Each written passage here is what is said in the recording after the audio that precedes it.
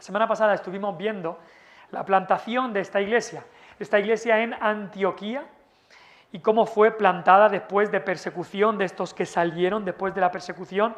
También fue plantada específicamente por misioneros que hablaron a todos, porque unos hablaban solo a los judíos, pero cuando la iglesia floreció es cuando otros hablaron a todos, incluidos a los gentiles. Vimos que fue plantada por la mano del Señor, nos dice el versículo 21, que la mano del Señor estaba con ellos. Y vimos que fue plantada y con muchas conversiones de judíos y de gentiles.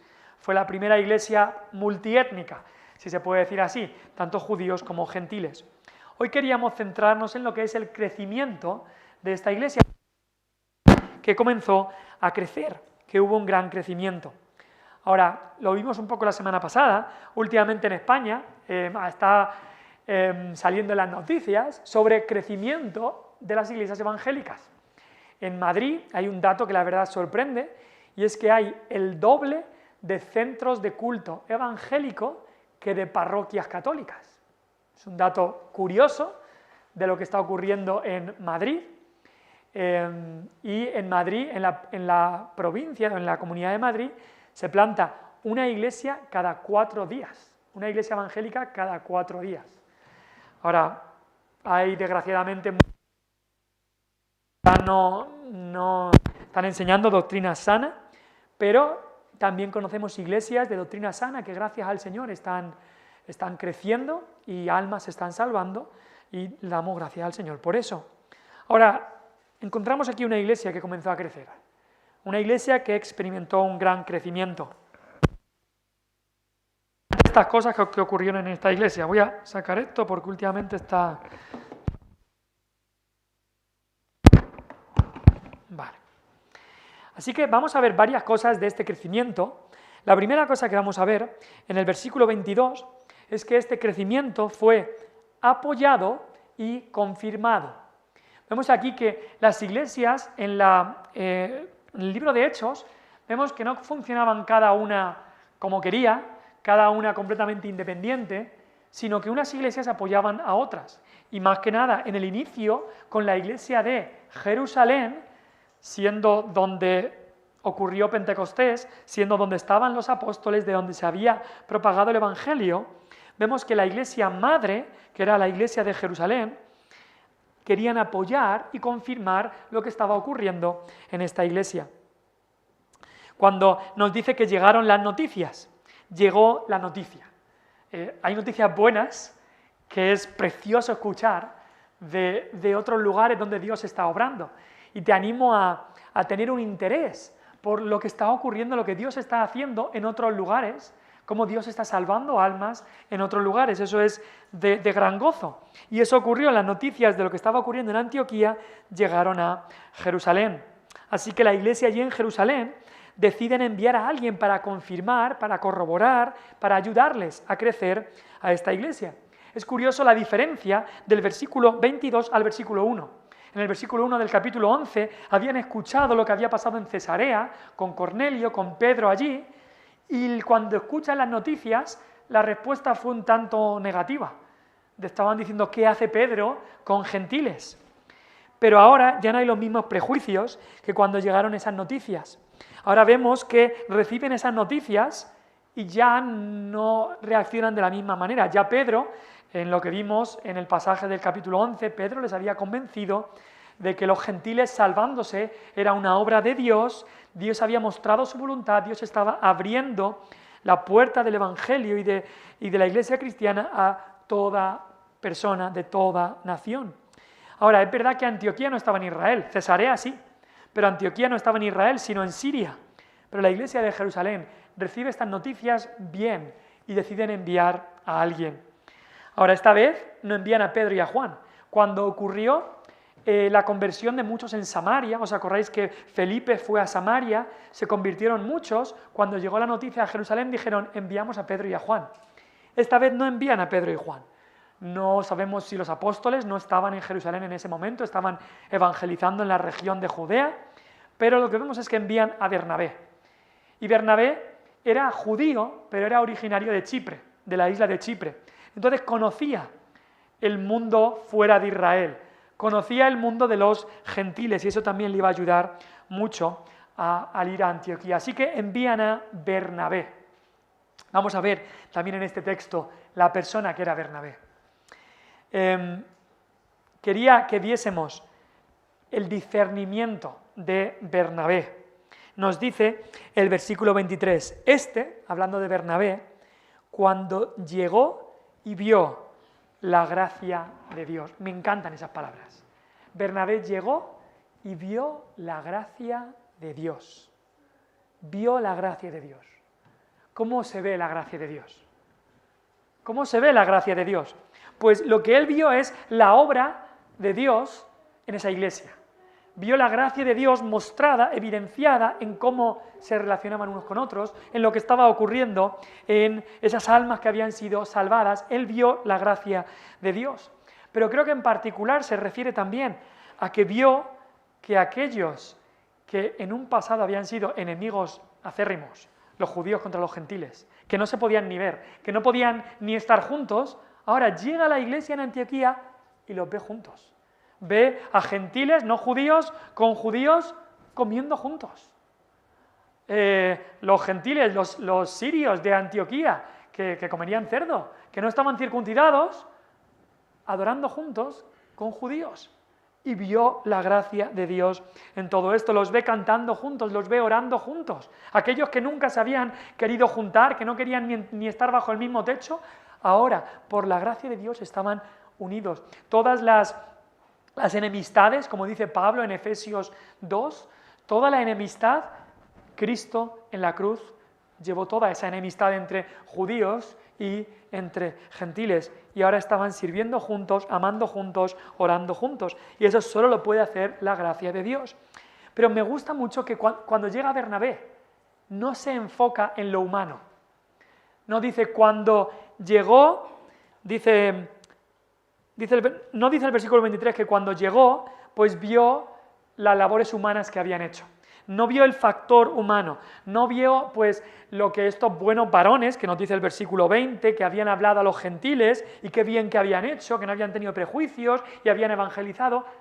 No se centra y no se enfoca en los factores humanos, se centra en la gracia de Dios. Tiene ojos espirituales y no está mirando la obra humana, aunque sí que hay una obra humana. Vimos que estos hombres habían evangelizado. Había una obra humana que Dios había utilizado a humanos para evangelizar. Pero lo que se centra Bernabé no es en las personas, sino en la gracia de Dios. Y lo mismo deberíamos hacer nosotros. A veces vas a una iglesia o conoces de una iglesia y la ves crecer y muchas veces automáticamente comenzamos a pensar en los factores humanos. Está creciendo pues porque el pastor o los líderes o los ancianos tienen mucho carisma o tienen mucha pasión o están haciendo esto bien, o no, es que hay miembros ahí que están muy comprometidos y apoyan mucho la obra, por eso está creciendo, o hay unos ahí que evangelizan mucho, por eso está creciendo, o es que es una zona con mucha gente y por eso se está moviendo mucho y por eso crece. Lo que hace Bernabé es ve la gracia de Dios. Ve a Dios obrando, sí, a través de factores humanos, pero va más allá y ve la gracia de Dios, no simplemente los factores humanos. Es verdad que hay factores humanos que Dios utiliza, pero necesitamos que nuestros ojos se enfoquen en la gracia de Dios. Y tampoco se estaba fijando, no solamente no se fijaba no se enfocaba, mejor dicho, en el factor humano, sino que tampoco se enfoca en los prejuicios y las costumbres humanas. Porque en esta iglesia estaba ocurriendo algo que nunca antes había ocurrido en la historia de Israel, ni había ocurrido en los meses o años desde que ocurrió Pentecostés. Sirios de Antioquía comiendo con judíos de Israel.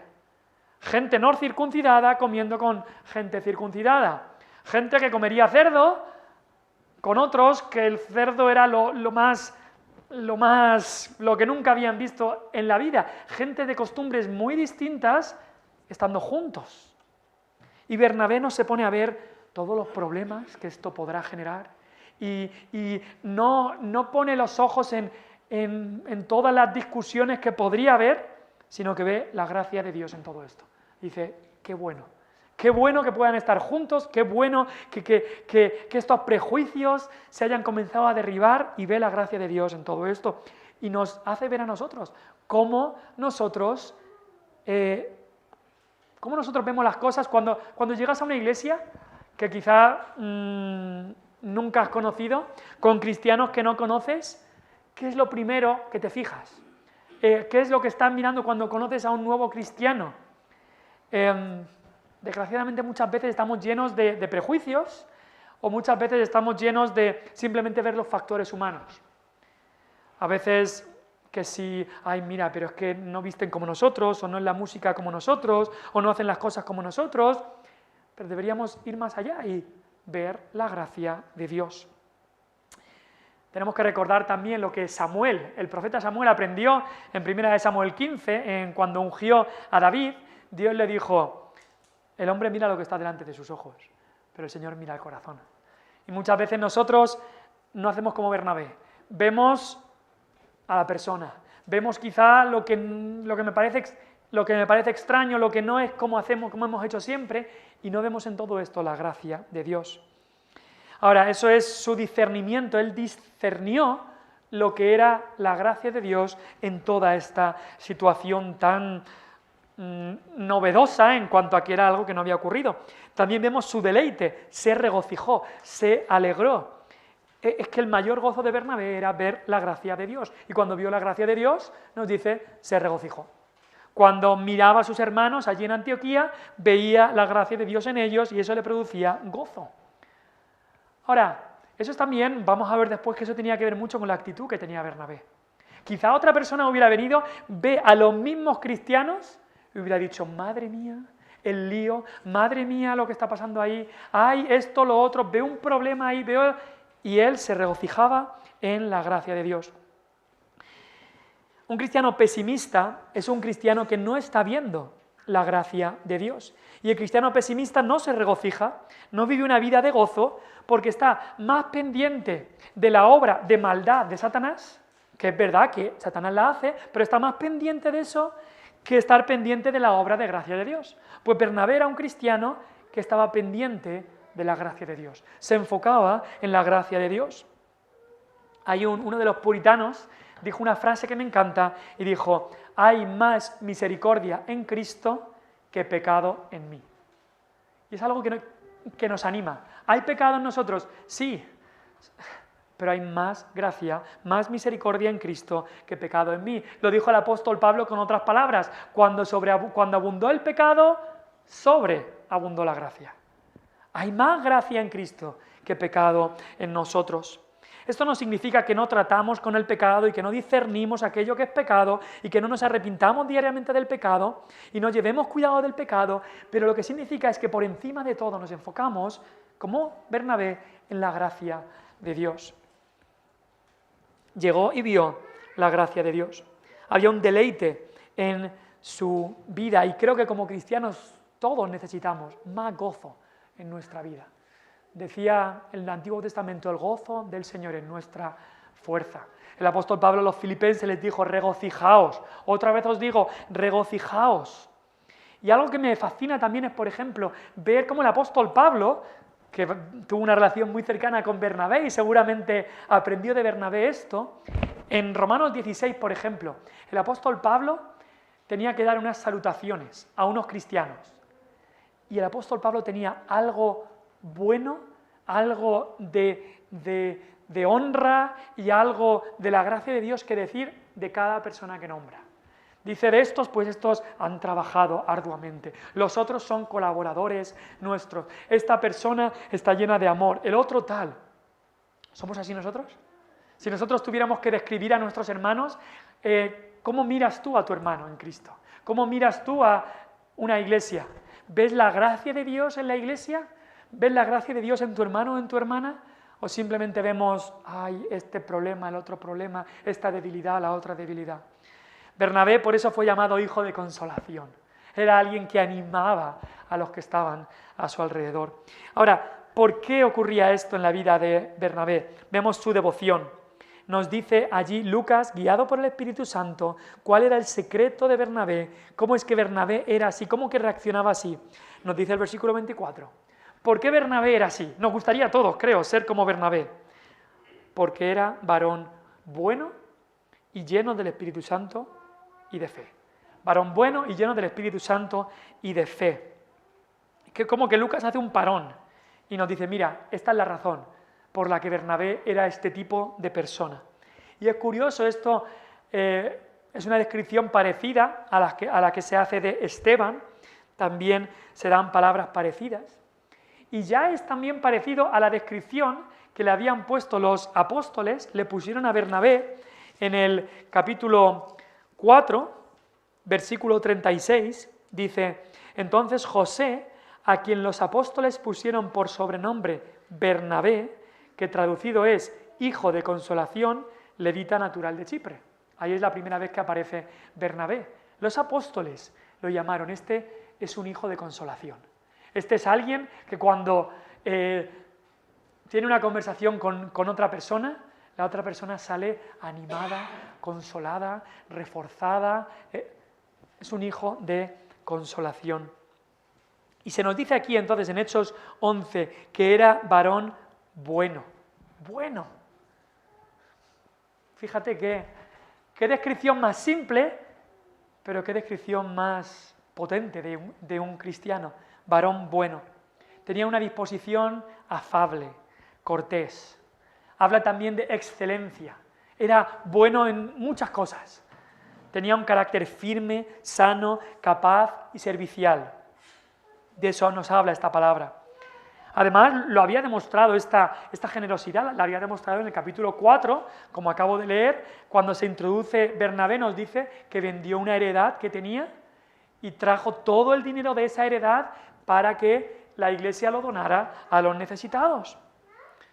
Era alguien bueno, lleno de bondad, lleno de amabilidad, afable.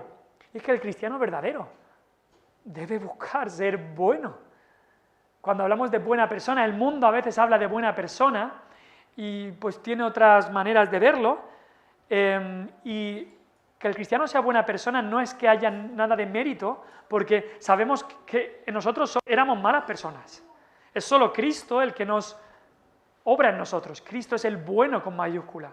Él es el que obra en nosotros esa bondad. Pero el cristiano debe ser alguien bueno. Que cuando la gente del pueblo hable de esa persona y dice, es que es más bueno, es que una persona buena.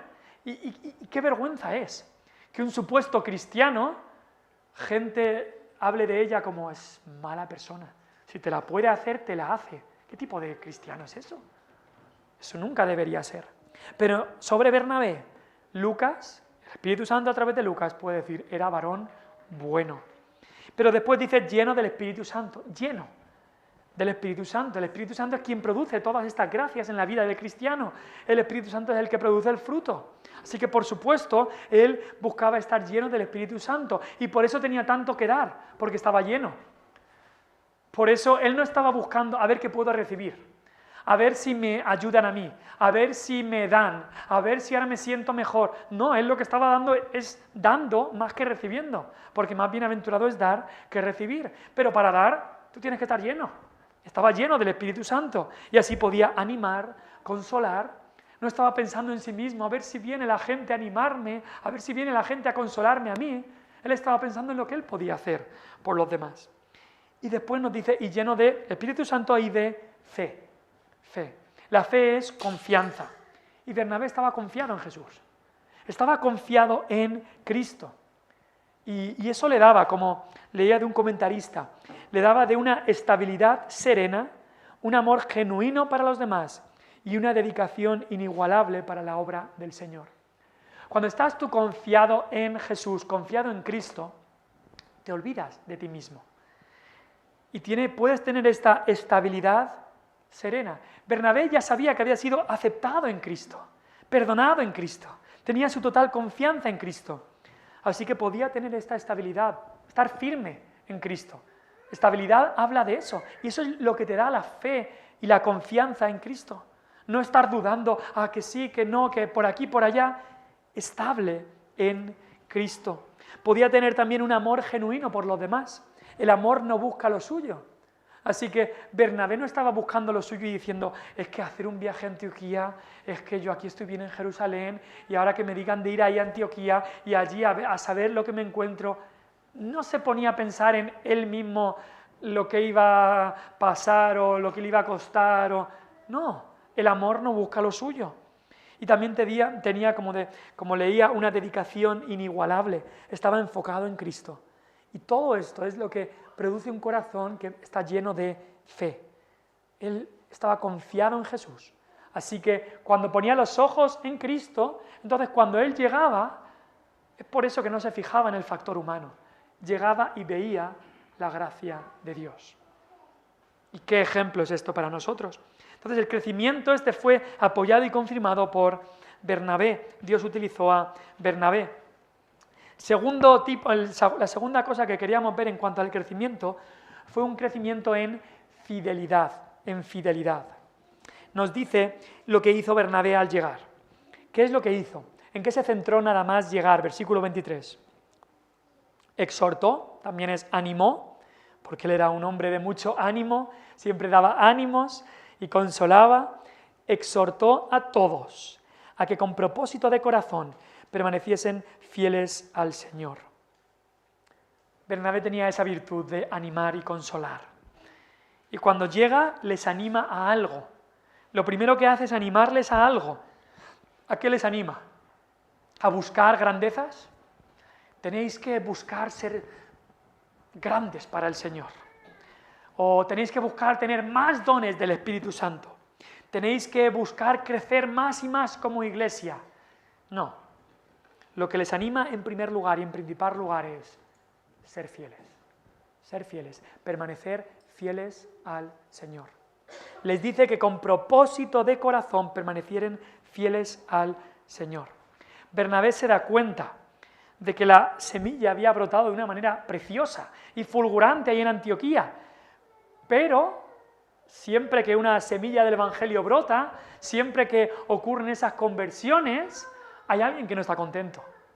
Como cuando el sembrador sale a sembrar, hay trabas que aparecen, hay pájaros que intentan robar la semilla, y Bernabé sabía eso. Y el remedio a eso era que permaneciesen fieles, la perseverancia. Ahora, les dice, antes de decirles que permanezcan fieles, les dice, esto tiene que ser una decisión de corazón. Les dice, con propósito de corazón. No una decisión así emocional, ¡ay, sí, ahora sí, qué bonito! Y luego ya no. Como esa semilla que brotaba en la parábola del sembrador y cuando llegaba el sol, ¡puf!, se moría todo. No, dice, tiene que haber un propósito real de corazón. Les dice, mira, o estás decidido a seguir a Cristo o mejor déjalo. Les dice, esto es algo que tiene que ser un propósito de corazón. Porque Santiago habla también de que el hombre inconstante, el hombre de doble ánimo, que ahora sí está y luego no está, y ahora está a tope y luego ya no quiere saber nada más de Cristo, el hombre de doble ánimo es inconstante en todos sus caminos. Les dice, tiene que ser una decisión de corazón, un propósito de corazón. ¿Pero propósito de corazón para qué? Que con propósito de corazón permaneciesen fieles. Me encanta que les dijera eso. Y creo que es lo que Dios nos quiere decir a todos nosotros. Fidelidad. Es lo que Dios pide. A los siervos en el día final les dirá, bien hecho, buen siervo y fiel. No buen siervo y muy inteligente, o con muchos dones, o que donó mucho dinero, no, fidelidad. No es que ahora hiciste 10 años buenísimos para el Señor y luego te olvidaste de todo. Fidelidad. Y si miras, lo estudiamos ya, pero en Hechos 2, justo después de Pentecostés, la primera descripción que se da de la primera iglesia cristiana es que perseveraban. Hechos 2:42 dice, y perseveraban en la doctrina de los apóstoles, en la comunión unos con otros, en el partimiento del pan y las oraciones. Ya nada más empezar. Esa era la característica, porque la característica verdadera de un cristiano, la característica de un cristiano verdadero, que persevera.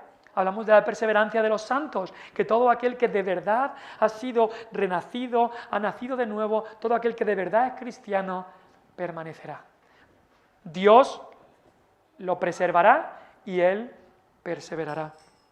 Y luego es curioso que si te vas al capítulo 13, versículo 43, podéis acompañarme si tenéis vuestras Biblias allí, cuando ya empiezan los viajes misioneros y Pablo y Bernabé van a diferentes iglesias, predicaban el Evangelio, pero acto seguido, cuando había conversiones, versículo 43, despedida la congregación, muchos de los judíos y de los proselitos piadosos siguieron a Pablo y a Bernabé, quienes hablándoles les persuadían a que perseverasen en la gracia de Dios.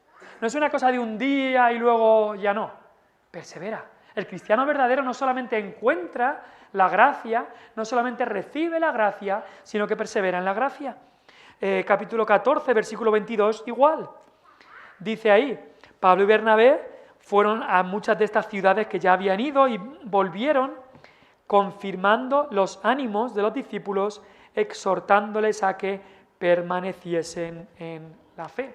Y también diciéndoles que iba a haber tribulaciones para entrar al reino de Dios, que iba a haber problemas. Pero otra vez habla de permanecer, perseverar. Qué importante es eso. Y Bernabé, cuando ve la gracia de Dios, no les dice, todo bien, no tengo nada que deciros. No, dice, bien, me regocijo, qué buena la gracia de Dios. Continuar, perseverar.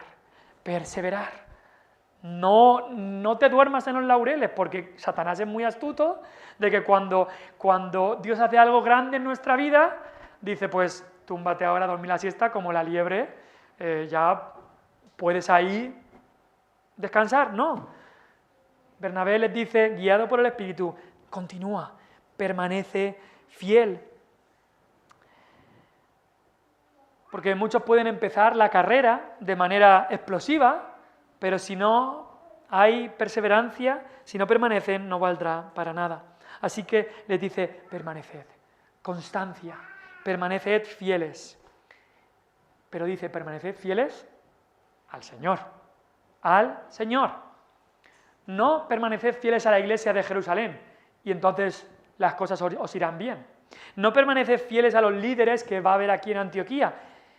Permaneced fieles al Señor, porque Él es el capitán, Él es el que manda. Cuidado con pensar, que lo he oído a veces, tengo que ser fiel a mi iglesia. Yo sé a lo que se refiere a algunas personas cuando dicen eso, pero cuidado porque el concepto puede estar equivocado.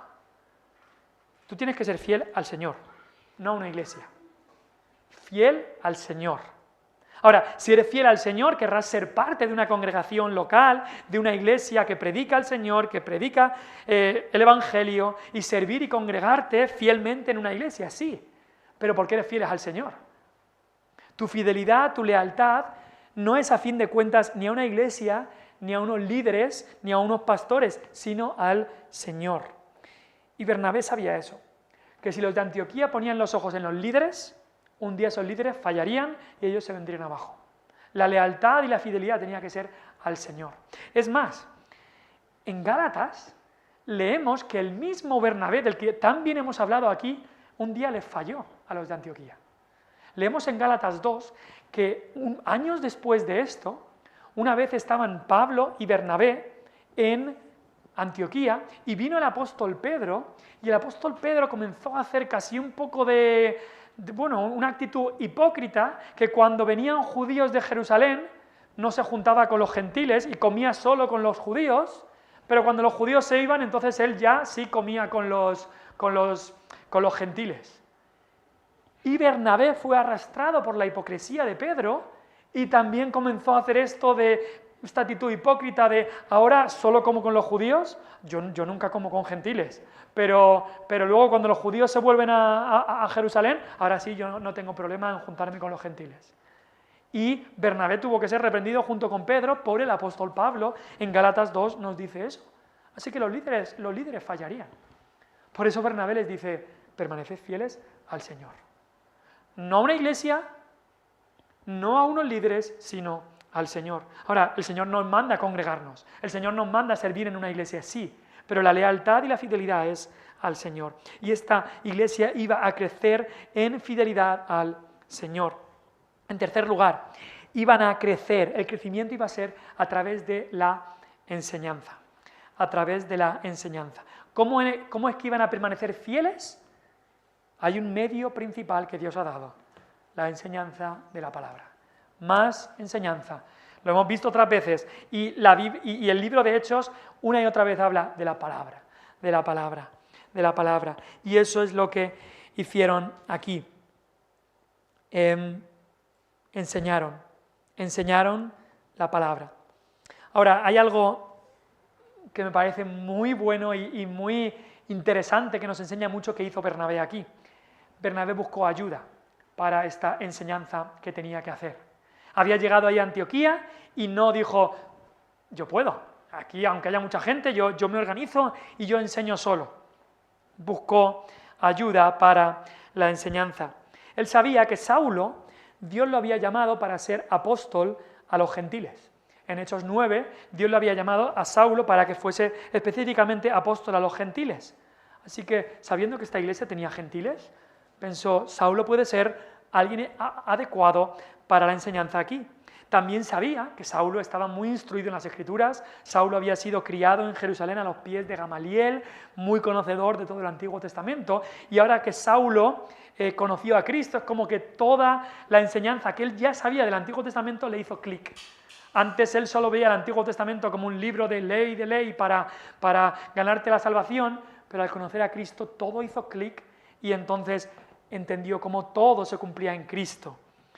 Así que Bernabé pensó en Saulo y dijo, él es la persona que tengo que buscar para que me ayude, para que juntos enseñemos aquí. Como que Bernabé pensó, puede complementar la enseñanza aquí. Ahora, si lo piensas, eso es humildad. Eso es humildad de parte de Bernabé. Podría haberse quedado allí como el único líder, el único maestro allí, pero dijo, no, necesito a Saulo. Se dio cuenta, yo no tengo todos los dones. Y mira que tenía dones Bernabé. Hemos visto pues esta persona que Dios estaba utilizando, su carácter. Pero él reconocía que Saulo tenía dones de enseñanza que él no tenía. Y Bernabé no iba a ser un lobo solitario, de yo me lo guiso, yo me lo como, sino justo lo contrario. Y aunque Saulo estaba en Tarso, que era la región de Cilicia, eso no estaba muy lejos de donde estaba Antioquía, así que se nos dice que Bernabé viajó a pie seguramente, o en algún transporte de caballo o algo así, en su búsqueda. Ahí no era fácil llamar y decir, voy a buscarte, no, era ir en la búsqueda de Saulo. Y nos dice el versículo 25, y hallándole. Por eso nos dice que no era tan fácil encontrar. Lo halló, quizá tardó tiempo, y hallándole lo trajo a Antioquía. Le comentaría lo que había ocurrido en Antioquía y le trajo. Y nos dice entonces, se congregaron allí todo un año con la iglesia. Me encanta que dice lo primero, se congregaron. No dice lo primero, enseñaron, que es lo que nos va a decir después. Pero en primer lugar se congregaron. Porque sean maestros, sean pastores, sean evangelistas como él, lo que era necesario para ellos congregarse, tener esa comunión en esa iglesia. Y también, por supuesto, enseñaron a mucha gente. Y me parece muy curioso que justo después de esta referencia es cuando Lucas nos dice de que se les da el nombre de cristianos. Justo después de decir de que estaban enseñando, que la enseñanza era principal, que Bernabé incluso había traído a Saulo para que participara y para que los dos enseñaran, justo después de eso es que el nombre cristiano aparece. Eso creo que nos dice algo. Nos dice algo que el cristianismo, en esencia, es la enseñanza del Evangelio, es la enseñanza de la palabra. He conocido a gente que dice, es que el cristianismo lo que debe hacer es ayudar a los pobres. Eso es lo que es el cristianismo. No. Es verdad que eso puede ser uno de los frutos, y un fruto que sí que debe hacer un cristiano. Pero el cristianismo, la esencia está en la enseñanza del Evangelio. Ahora, cuando el Evangelio se recibe, da frutos como ayudar a los pobres, vivir una vida santa, etcétera, etcétera. pero fueron llamados cristianos no cuando ayudaron a los de Jerusalén, mandando dinero como vamos a ver ahora después, o como veremos en los próximos versículos, sino que fueron llamados cristianos cuando en esa iglesia por un año hubo un año de un curso intensivo de la palabra de Dios y del Evangelio. Y la enseñanza, por supuesto, tendrá un efecto en la vida, pero la enseñanza del Evangelio es lo que te convierte en cristiano.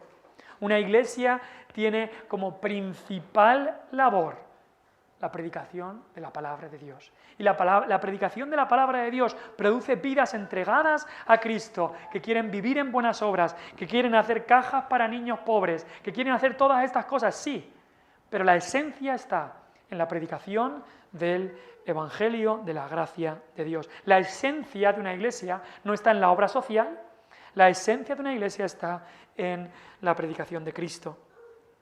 Entonces Saulo y Bernabé pasan un año aquí, juntos enseñando.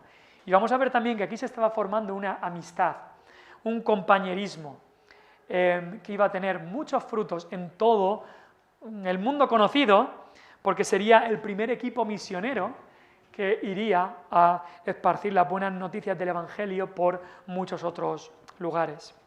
Y en último lugar, el crecimiento, lo dejo para el último lugar, pero creo que debe decirse también, el crecimiento también fue numérico. Fue crecimiento que fue apoyado y confirmado por la iglesia en Jerusalén y por Bernabé. Fue un crecimiento en fidelidad, número 2, fue un crecimiento a través de la enseñanza y fue un crecimiento numérico. Si te fijas, versículo 21, Lucas habla de un gran número creyó y se convirtió. Versículo 24 nos dice que una gran multitud fue agregada al Señor. Versículo 26 nos dice que enseñaron a mucha gente. Nos habla de números, nos habla de un gran número, gran multitud, mucha gente. Ahora, esto no es solamente este capítulo de Hechos. Si vamos, por ejemplo, a Hechos capítulo 2, ¿os acordáis? Que dice ahí, Hechos 2:41, que en Pentecostés se añadieron aquel día como 3.000 personas. Dan números, 3.000 personas.